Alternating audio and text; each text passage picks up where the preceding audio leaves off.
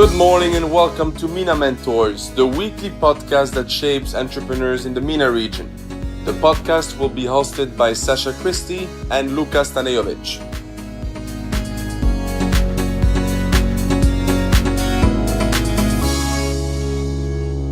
Good morning and welcome to MENA Mentors. This is our third weekly podcast, and today we'll be focusing on how to generate traffic on your website.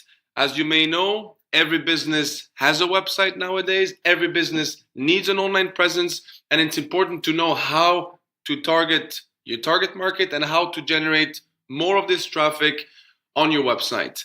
So today I am joined by Luka Stanejovic, who is the marketing manager at Emirates Graphic, and he will guide you through the process on which channel can be used and how we can actually generate more targeted traffic to our website. Good morning, Luka. Good morning, everybody. So I think you can't really understate the importance of web traffic these days, although it's not just about getting traffic, it's about what you can do with that traffic, and that will be the subject of our next episode, actually. But today, we just want to talk about how you can get these people to your website in the first place, because if they're not visiting your website, you can't convert them, you can't really do anything. So I guess the first and the most classic way websites try to attract people nowadays is through SEO, just because I think it's a very worthy long-term investment. Once it starts ranking well, there's a good chance that you'll stay there in the future with a smaller effort than you had to put in to get there initially. Anyways, everybody knows that people do tend to trust organic search results far more than paid ones. So if they find you on Google organically, you automatically are at an advantage because people consider you an authority. It's like, if these people are ranking so high, surely they know what they're talking about and surely their content is good. That's just the impression people have regardless. So I think SEO is a really big one. Sasha, do you want to add anything? So SEO, the only problem that I see with SEO is that it's a long-term investment. It usually takes around 4 to 6 months to start ranking for the keywords that you're investing time on. And this is why a lot of our clients or a lot of companies in general, they also tend to invest on Google AdWords. So basically, just for you to understand more, on one hand, you have SEO, which Luka was mentioning, which is organic search or natural results. Let's call them natural results with certain keywords. And then you have Google AdWords, which is more paid search. The advantage with Google AdWords is that the day you start putting your campaigns in place, the day you start paying Google, you will appear on the first page as an ad. So this is more like a short-term investment. As soon as you start paying, your ad is there and you start getting leads. And what we usually recommend our clients or any business in general is to invest on SEO and Google AdWords at the same time. Why? As we said, SEO is very effective, but it will take 4 to 6 months minimum to get you ranked first page. So before 4 to 6 months, you will not be getting any traffic on your website from that channel. So in order to cover your return on investment, we usually encourage our clients to invest on Google AdWords, because Google AdWords is a short-term investment where you get leads as soon as you start paying, and it's good to have the two in parallel. When it comes to SEO, there's a lot of work involved in order to be ranked first page based on the different keywords that you selected. There's what we call on-page optimization and off-page optimizations. So Luka, can you tell us more about these different ways and how does SEO work? Because we understand that the way you get ranked on Google is based on the Google algorithms and how the Google algorithms portray your business on their search engine. So how is it that we can affect that? How is it that we can influence these factors? Basically, throughout the past couple of years, Google has actually updated their algorithm a few times, and their goal has been to get people the best quality content and the most relevant content. So most of the sort of tricky tactics people used to use before, such as putting just huge keyword density into pages that doesn't even make sense, or putting text in white so you can't even see it on the web page, like all that stuff doesn't really work anymore. But I think to get started with SEO, you still want to start with on-page SEO, simply because it's something you can do immediately for your website, and it's something that, if you're just getting started, won't even take very long. And it's something that you should maintain throughout the years while you update your website, while you post content on it. So on-page SEO, we're talking about things like title tags. We're talking about just general metadata descriptions. We're talking about things like your images being compressed to a normal size. Sometimes you open a website and it takes like 10 seconds to load just the first preview of anything, just because the images are so huge, and that's terrible for rankings because Google's algorithm knows it, and it's terrible for traffic retention because people will bounce for a page like that. They're not going to wait that long.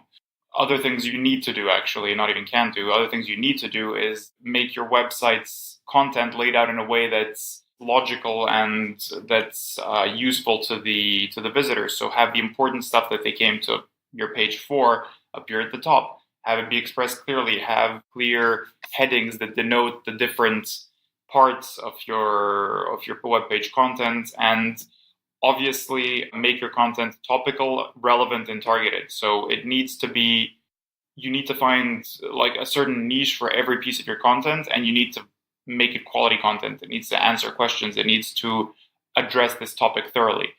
If you have a page that has good content on it, if it's a well-optimized page, so it loads very quickly, and all your back end stuff, like the title tags, the descriptions, all of this stuff is set up properly, it's a lot easier to make that page rank for SEO. I wouldn't even say it's easier. I'd say it's like a baseline requirement, because if these conditions aren't met, your page is just never going to rank, no matter how much off-page SEO you end up doing. And then off-page SEO is a lot harder to get started with, because off-page SEO is basically backlink building for your website. The reason why this works, let's say my website is a huge authority in a certain field. Let's say your website does car repairs or something, and my website is a very, very influential car review website or something. So, every time a new car model comes out, I publish reviews. A lot of people read them. I have great rankings myself. I have a lot of website visitors, a lot of authority. If I link back to your shops, let's say I make a list of top 10 best places to repair your car or something, and I list your shop and I link to your website using a do follow link. Do follow means that Google bots should follow that link to your website, and they shouldn't just stop and not bother checking it out. That gives you what people refer to in marketing as link juice. And basically my authority kind of transfers over to you. It's like an endorsement. So since my website is an authority and it endorses your website, that gives your website a lot of link juice, and it helps you with your rankings. That is basically the bulk of off-page SEO. It is getting backlinks back to your website. With backlinks, it's a bit tricky because you'll sometimes look up companies that rank extremely well, and you'll look up where they're getting their backlinks from, and you'll find just the most random websites that have nothing to do with their industry. But as a general practice, you do get a lot more link juice from websites that are related to yours and that are somehow on the same topic at least. So what you want to be doing is finding creative and finding, smart ways of getting links back to your website from other websites.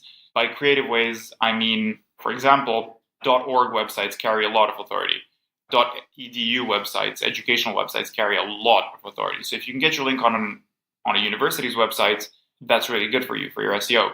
So let's say you graduated from a university, and your university has some kind of program where past students who have their own business can maybe advertise their business, or not even just advertise, but maybe give some special offers to the students of the university.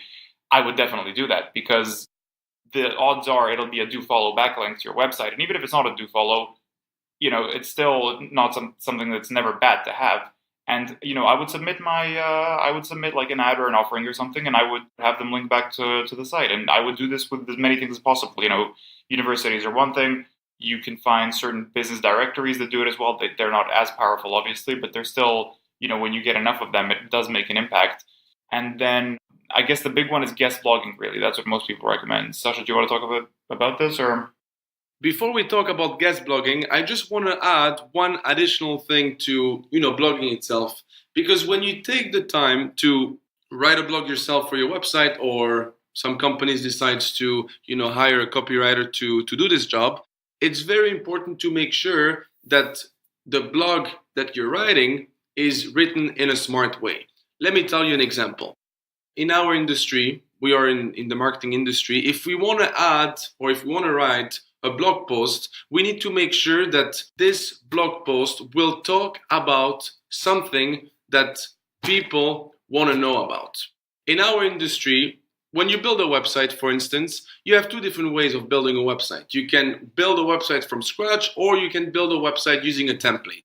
And people, this is usually the type of question that they would ask themselves before choosing a web development company. So what we're going to do in that case is we will write a blog that talks about the differences between a template website and a custom PHP website. And when it's written the right way with the right keywords and the proper length, this article will be ranked on Google. Based on the different keywords, you'll be on the first page of Google.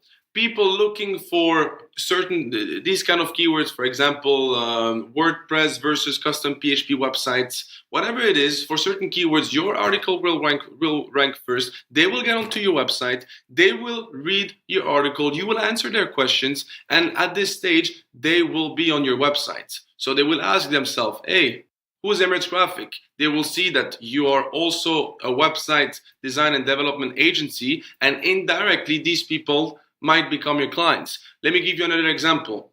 When we work with an insurance company, for example, a car insurance company, okay, when we write blogs for them, we need to make sure that the blogs are very targeted and very specific. So we identify, first of all, the trend in that industry of what type of questions people have in regards to car insurance industry.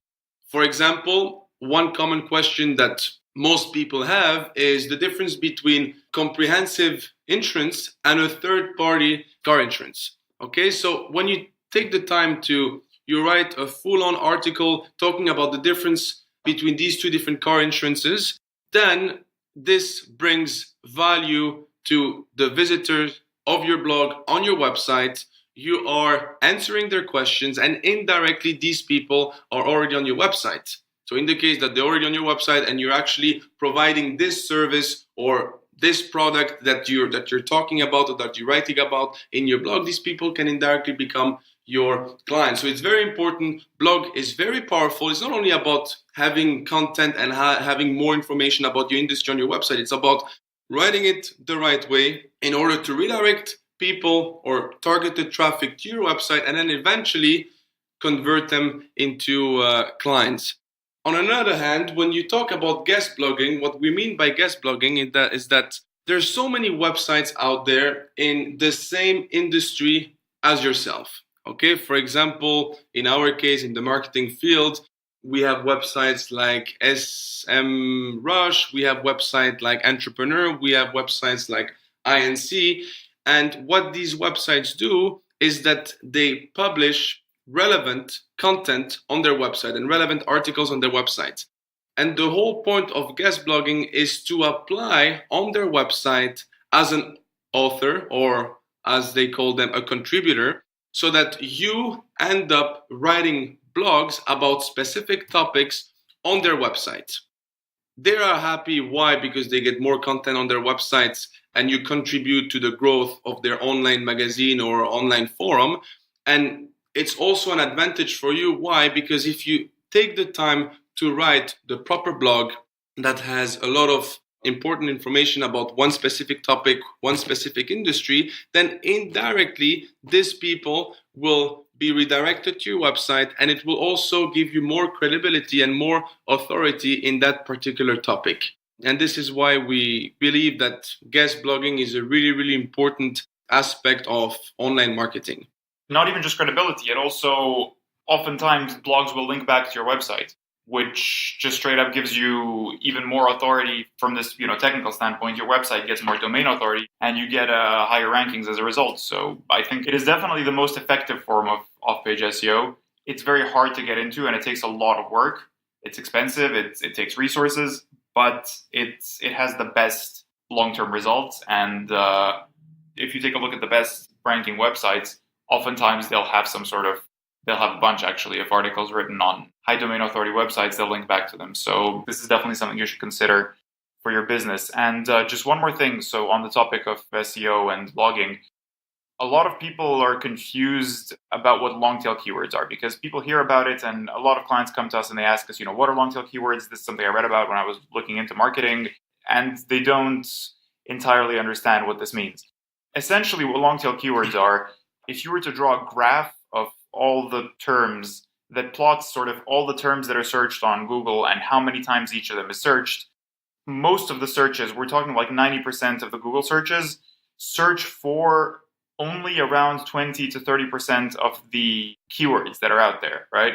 So most traffic targets only a few keywords. As a result, it makes these keywords incredibly competitive, and it's really, really, really hard to rank for these websites.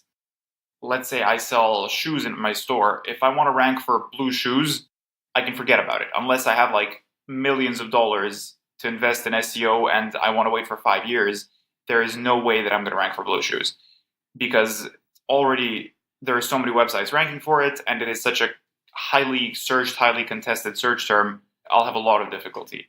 However, what you have is all these other search terms, this huge number of search terms that get very, very few searches every month. Now, you might be wondering, why would I want to bid on search terms that get so few results? Like, let's say, once again, in my shoe example, blue shoes I'll never rank for. But let's say I do SEO for a term like blue size 12 men's shoes with orange elephant design. I have a much, much higher chance of ranking. And it's a search term that's searched for maybe 0 times, maybe once. That this is, you'll have to gauge what's actually worth investing in. But if somebody searches for blue size 12 men's shoes with an orange elephant design, they will land on my website 100%, because it's so easy to rank for something like that. And you will get all the traffic that searches for that keyword. That is a long tail keyword because it falls under the long tail of the bell curve. It falls under these searches that get very little volume, but of which there are so many because they are so specific and so varied. So today, really, the whole challenge in SEO is finding the right long tail keywords and the right long tail search terms that you want to contest and that you want to compete in, because niche terms are extremely profitable. If you search for something extremely specific and you find my website as the top result, you're going to click it. And the conversion rate and just the possibility that comes from these clicks is huge. Like, it's almost a sure thing. So this is what long tail keywords are, and this is why they're so powerful. It's because when somebody does search for them and when they do find your website, you have huge potential of converting. And this is what marketers focus on nowadays. That's the biggest challenge. Just to add on top of it, just if we look at the different examples, just to make it more clear for you guys, let's look into our example. As a marketing agency developing websites, we can easily invest on keywords such as web design Dubai. Okay, the problem with web design Dubai, even though there are more than 60,000 search a month, as Luca was mentioning, it's a highly competitive keyword. It will take us around 3 to 4 years to rank for these keywords. Why? Simply because our competitors have been working on SEO and have been investing on SEO for the past, 6, 7, 8, 9 years. So it will be very, very hard, and it will take a lot of investment to catch up with our competitor.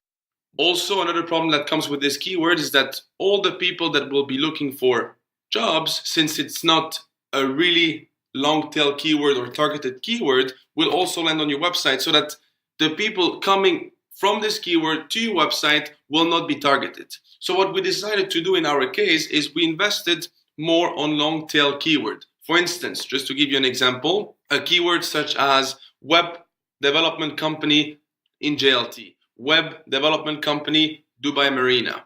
This is an example of a long tail keyword because it's still the service that we provide associated with the location that we're in.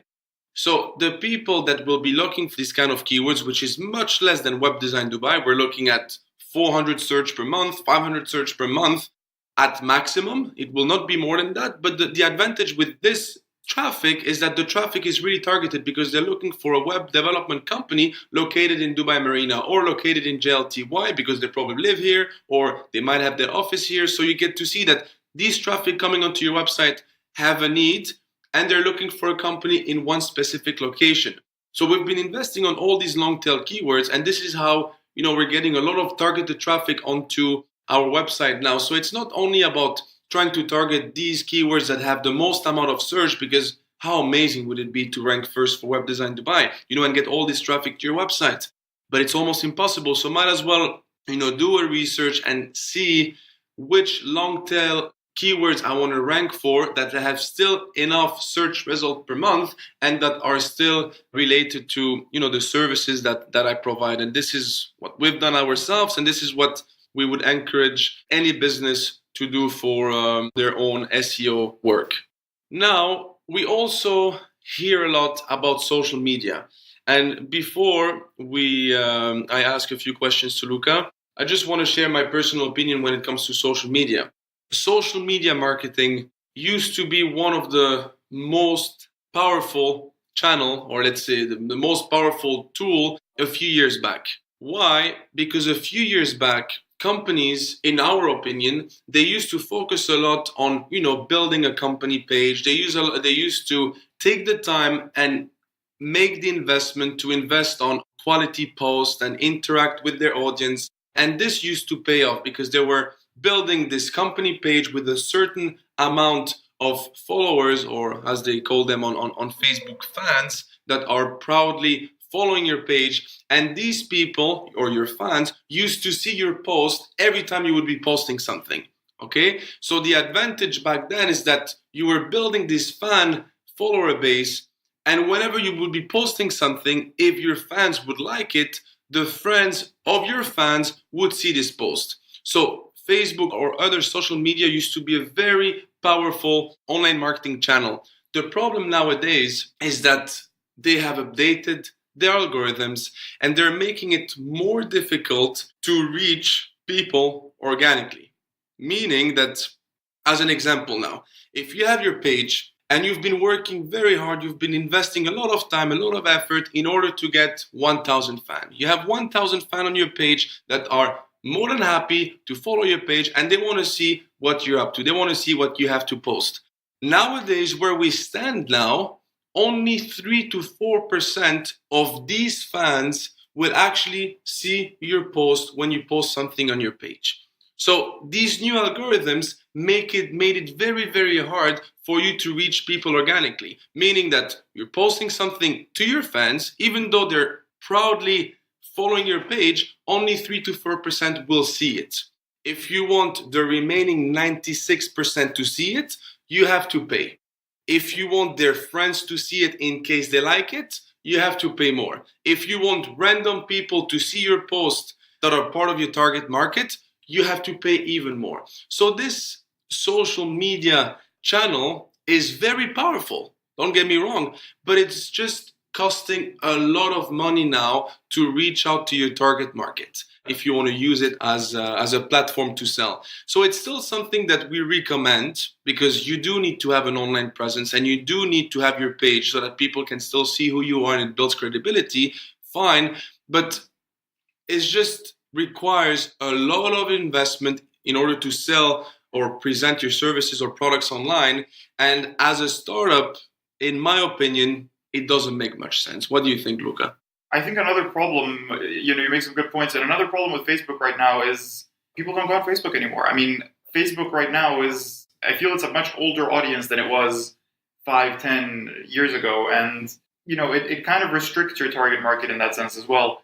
I think one thing that's still very powerful in social media is these Instagram stories, because they're not really curated the same way as the feeds are.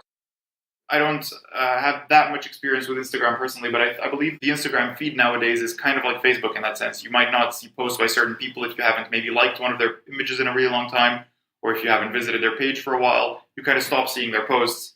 And I'm not completely sure how the algorithm works, but I do know that it does affect, what it does sort of curate what you see and what you don't see there.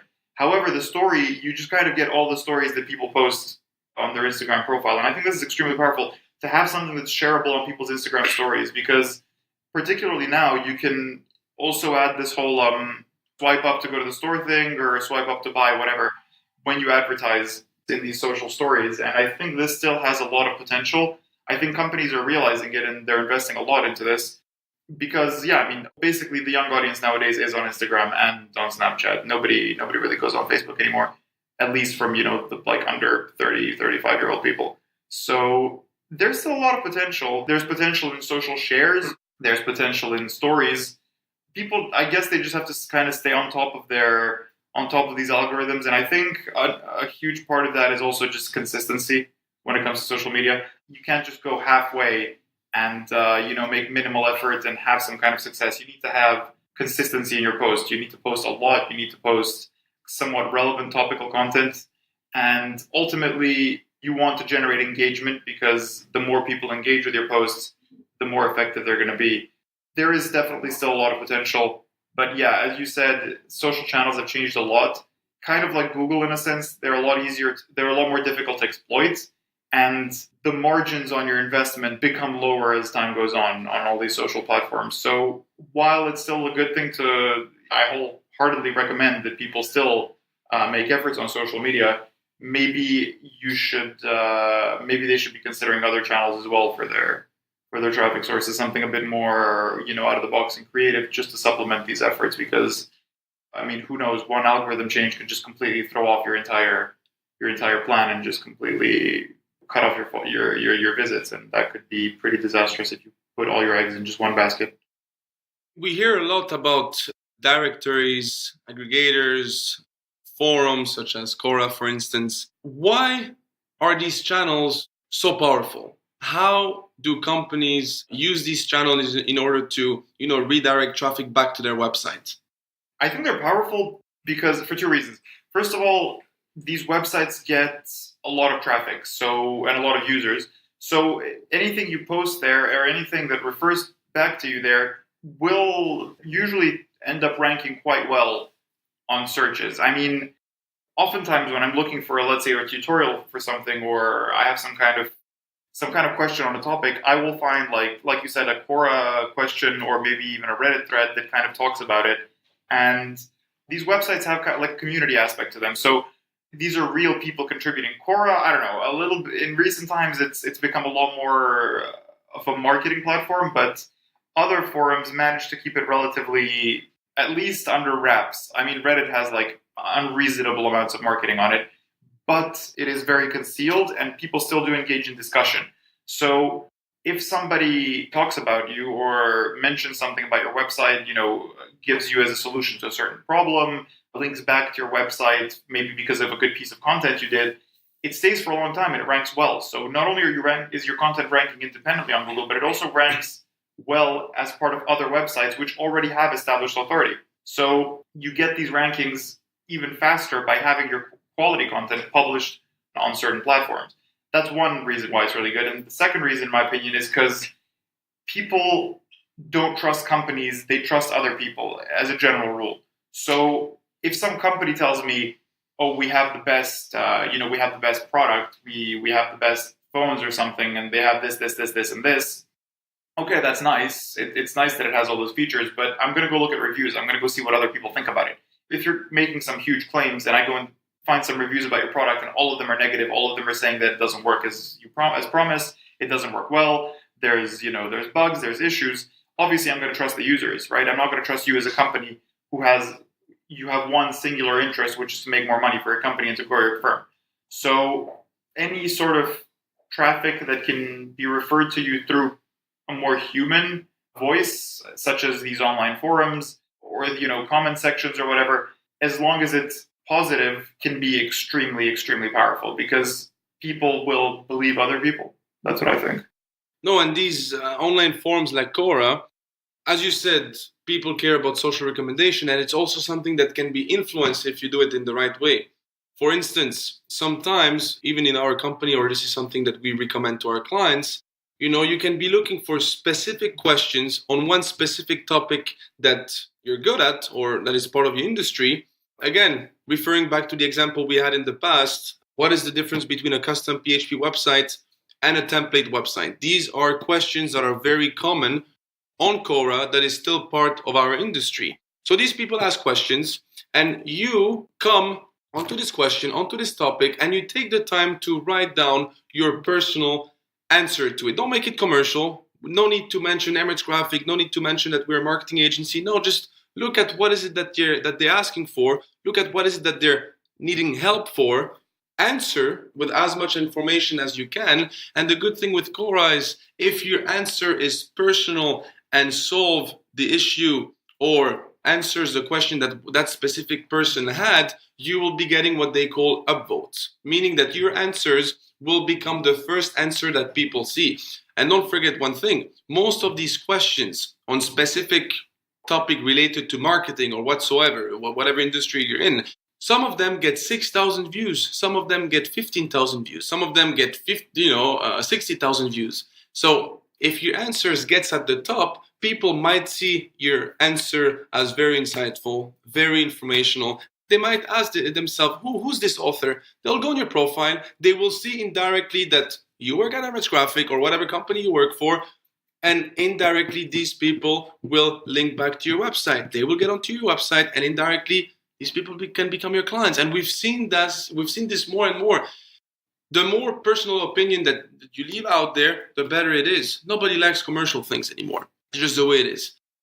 We were talking about online directories before, an aggregator. Online directories is mainly business directories, right?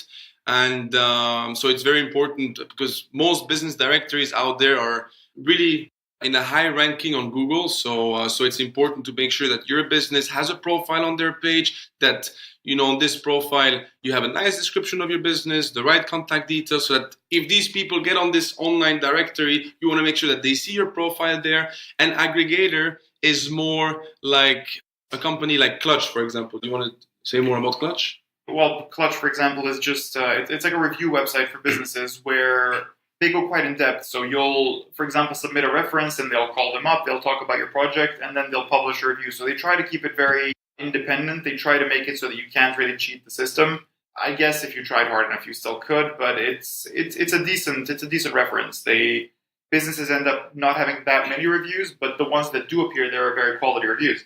And then they just they kind of rank them. If you search based on the reviews, they'll rank you in certain business activities, and based on how focused your business is on a certain activity, they'll rank you. And so putting in the effort of actually like building a profile and contacting your past clients and getting these reviews are always great. Like, don't get me wrong, we'll that's a whole topic on its own that we'll talk about one day, but as a means of getting traffic to your website, putting your reviews out there on reviewed websites and putting your company's profile there and getting these reviews and everything is really, really valuable, because ranking well on these sites, people trust them. Like, Clutch is a very high authority website. People really do trust what they see there. And since they go so in depth with all the reviews, they can get a very good objective idea about your business. And so I think it's something very worth the investment, looking into sites like Clutch, getting your profiles out there and contacting your past clients, get them to review your business, get them to give their opinions, and get them published. I think we should just talk about, in closing, just a little bit about like whether it's worth paying for traffic to your websites. What do you think? I mean, even either physically, like getting a billboard or something out there that links back to your website, because we see this a lot in Dubai. You'll have like a huge billboard that just links back to a website. It doesn't even give you that much information about the business itself or anything. It just tells you, like, go on our site.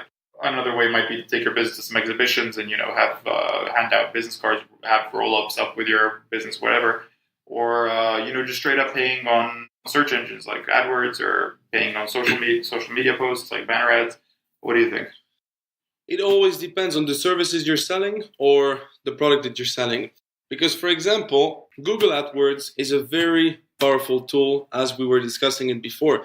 But the problem with Google AdWords is that you pay a certain amount per click. And this certain amount per click is based on the level of competition of these keywords and the industry itself. Okay, some of these keywords you will have to pay 5 dirhams per click. Some of these keywords you'll have to pay 100 dirhams per click.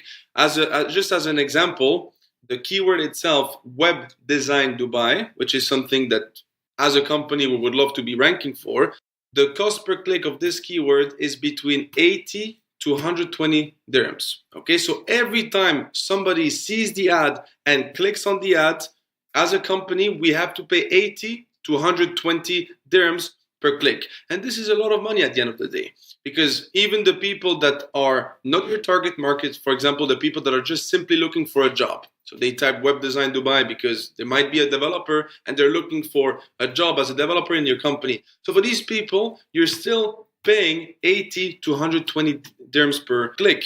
So it really depends what services you're offering and what product you're offering. Based on the products or services you're offering, you need to see what is your margin, what is your cost per client, what is your profit per client.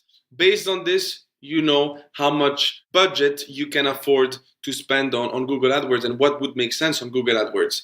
Google is huge. If your budget is 5,000 dirhams a day, you will find a way to spend it. We would never recommend that, but whatever your budget is, there is a way to spend it. But we just need to make sure that the way you spend it is very targeted, and you use the keywords that you want to rank for, and also you optimize your campaign the right way along the way. When it comes to exhibitions, we believe that exhibitions are very powerful, especially if you sell specific services or products. It's good to meet potential suppliers, potential strategic partners, because these are the type of people that you will meet at exhibition. These people will never, or most of the time, they don't know the solution you're providing. They don't know the products that you're selling. They don't know who you are through an online presence, because they don't get to see you. They get to see your website, which is fine, but they don't get to see you personally. So when you do attend exhibition, especially exhibitions that are within your industry itself, it's a very powerful tool. And especially here in Dubai, most exhibitions have a lot of visitors, and even though the price for an exhibition is pretty expensive, you can easily get your return on investment. Billboards, we usually suggest it or recommend it as part of having an exposure, because the price you pay for billboards, especially if you want to have a big billboard on Sheikh Zayed, or you want to have a billboard on a bridge, whatever it is, because people that want to invest on billboards, they don't want to have a small one that nobody sees. So the big ones, which are in targeted places where a lot of people could potentially see it, are very expensive. And the problem is that most companies, with the services that they're selling or the product that they're selling, the investment doesn't make much sense, in a sense that you will not cover your investment. But it's good for exposure, and that's why most of the time on Sheikh Zayed you will see advertisement for developers, you will see advertisement for properties, you will see advertisement for car manufacturer, because regardless, they need to announce when they have a new development, regardless, they need to announce when they have a new car collection. So it is amazing for exposure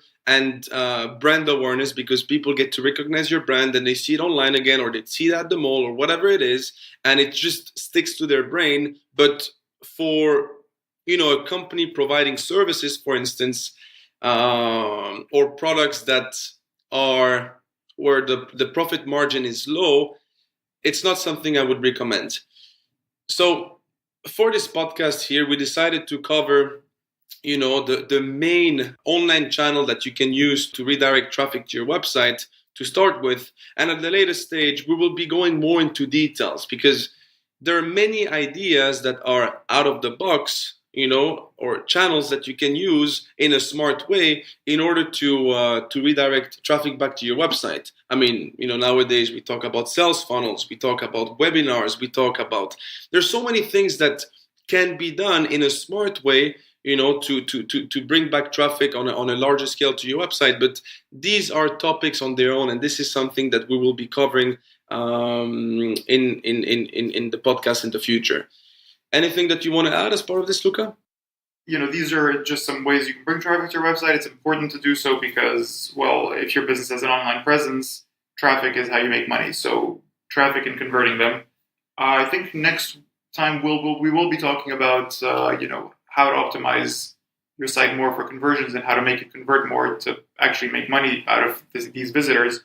So once you get them to your website, what do you do then? How do you make money off them? That's something that'll probably be interesting to everybody. And I think that pretty much wraps it up for today. As Luca mentioned, because it's one thing having traffic onto your website, and we will be discussing more and more how to do that.